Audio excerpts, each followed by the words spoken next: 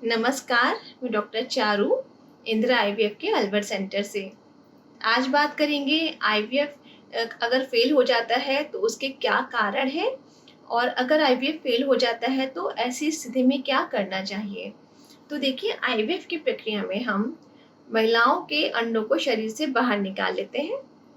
इन अंडों को शरीर के बाहर लैब में निषेचित करते हैं और इस तरीके से जो भ्रूण तैयार होता है इसको बच्चेदानी के अंदर रख देते हैं, जहाँ ये इम्प्लांट हो जाता है यानी कि चिपक जाता है। तो अगर किसी भी कारण से ये इम्प्लांटेशन नहीं हो पाता, यानी कि जो भ्रूण के बच्चेदानी के चिपकने की प्रक्रिया है वो फेल हो जाती है, तो आईवीएफ फेल हो जाता है।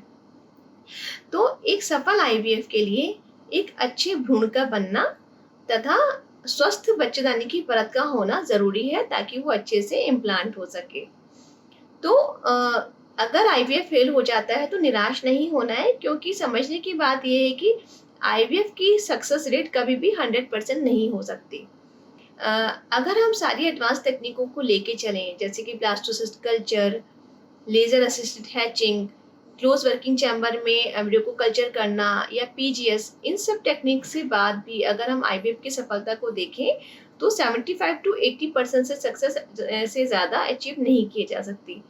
तो अगर आईवीएफ फेल होता है तो आपको घबराने की ज़रूरत नहीं है, क्योंकि हो सकता है जैसे ही आप नेक्स्ट स्टेप लें, यानी दूसरी बार में आपका आईवीएफ सफल हो जाए।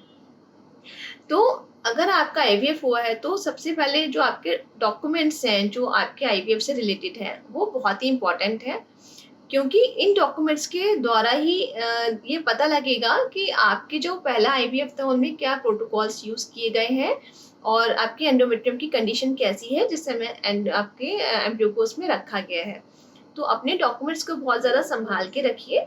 और अगर आईवीएफ फेल होता है तो निराश मत हो, थोड़ा अपने आप को समय दीजिए, 5 से 7 दिन रुकिए और 5 से 7 दिन बाद दोबारा से अपने डॉक्टर से डिस्कस कीजिए कि आपके केस में ऐसा कौन सा कारण रहा होगा जिसके कारण से आईवीएफ फेल हुआ होगा। तो एक सफल आईवीएफ के लिए जैसे मैंने बताया कि अच्छा भ्रूण होना ज़रूरी है तथा स्वस्थ बच्चेदानी की परत होना ज़रूरी है।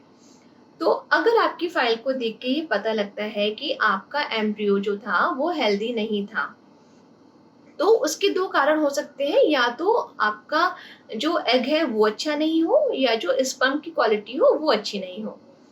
तो अगर एग्स की क्वालिटी अच्छी नहीं थी तो हो सकता है डॉक्टर नेक्स्ट साइकिल में आपके लिए कुछ डिफरेंट प्रोटोकॉल्स तैयार करें, जिससे नेक्स्ट साइकिल में ज़्यादा अच्छी क्वालिटी के एग्स डेवलप हो सकें और ज़्यादा अच्छी क्वालिटी के एम्ब्रियोज को तैयार किया जा सके।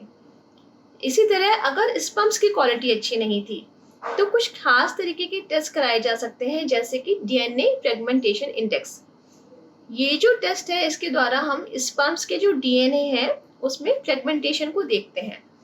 तो अगर जो स्पर्म्स का डीएनए है उसमें ज़्यादा फ्रेगमेंटेशन है तो ऐसे में कुछ खास दवाइयाँ जैसे कि एंटीऑक्सीडेंट्स प्रेस्क्राइब की जा सकती हैं, जिसके बाद में स्पर्म्स की क्वालिटी को इम्प्रूव किया जा सकता है और फर्दर जो आपका एम्ब्रियो बनेगा वो ज़्यादा बेहतर क्वालिटी का बनेगा।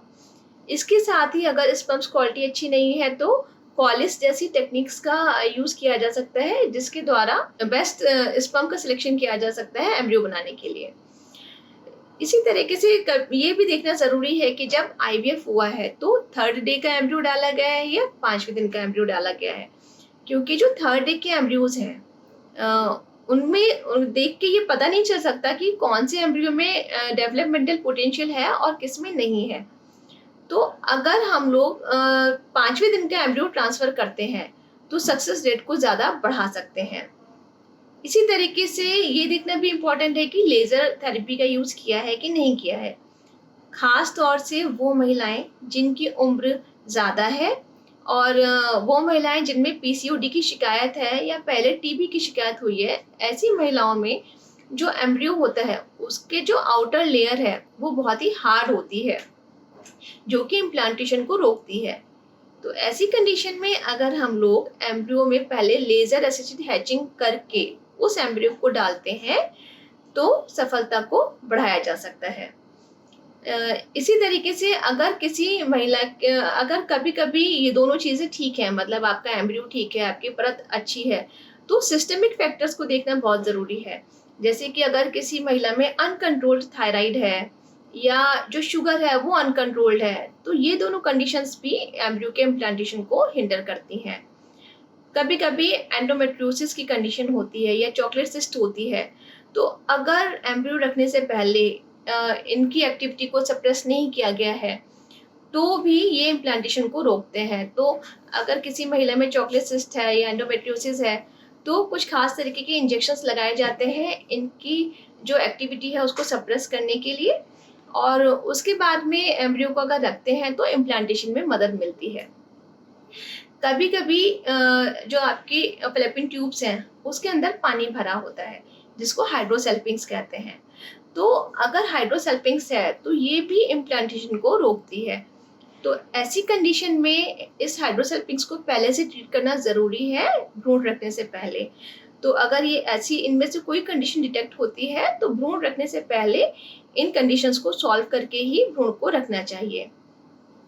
कभी कभी कोई कारण नहीं होता, मतलब आपका भ्रूण अच्छा है, आपकी एंडोमेट्रियम अच्छी है और आपका जो कोई सिस्टमिक फैक्टर नहीं है तथा साथ ही एंडोमेट्रियोसिस जैसी कोई कंडीशन नहीं है, तब भी अगर भ्रूण नहीं चिपक रहा तो ऐसे में कुछ खास पद्धतियां हैं जैसे कि पीजीएस, प्री जेनेटिक स्क्रीनिंग, उसकी मदद ली जा सकती है।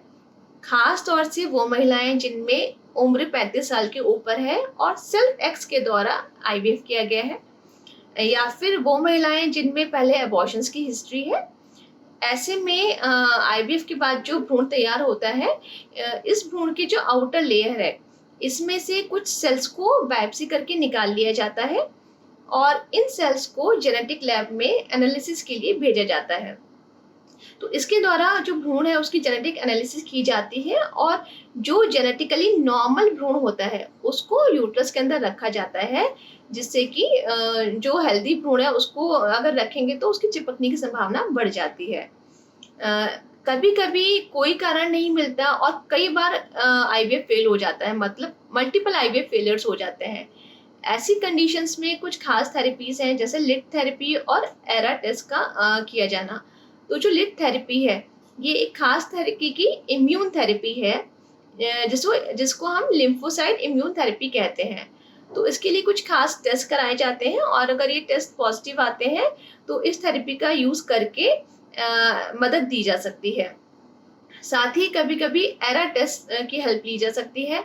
एरा यानी कि एंडोमेट्रियम रिसेप्टिव टेस्ट एनालिसिस। तो क्योंकि जो भ्रूण के बच्चेदानी से चिपकने का जो पीरियड है वो एक खास विंडो पीरियड होता है, मतलब एक खास ड्यूरेशन के दौरान ही एम्ब्रियो बच्चेदानी से चिपक सकता है। तो एरा टेस्ट के द्वारा ये देखा जाता है कि आपके एंडोमेट्रियम कब सबसे ज़्यादा रिसेप्टिव है एम्ब्रियो के लिए और कौन सा वो सही समय है जब अगर हम भ्रूण को रखें तो ज़्यादा से ज़्यादा संभावना हो उस भ्रूण को चिपकने में। तो ये सारे फैक्टर्स देखे जाते हैं। साथ ही अगर परत में पहले कोई प्रॉब्लम देखी गई है कि अगर परत में कोई जाल था या परत में कोई पॉलिप था एंडोमेट्रियम में, तो ऐसे में हिस्टोस्कोपी के द्वारा इस परत को पहले से ट्रीट किया जा सकता है ताकि भ्रूण अच्छे से चिपक सके। कभी कभी हम लोग पीआरपी की मदद लेते हैं। अगर एंडोमेट्रियम थोड़ी पतली है तो पीआरपी के द्वारा जो एंडोमेट्रियम की चिपकने की क्षमता है उसको बढ़ाई जा सकती है और एम्ब्रियो के इम्प्लांटेशन में मदद मिलती है। तो इस सारी तकनीकी के द्वारा आईवीएफ में हम लोग जो पहले फेल हुए हैं उनको भी हम लोग आगे सक्सेस दे सकते हैं। तो अगर आपका आईवीएफ फेल हुआ है तो आपको घबराना नहीं है।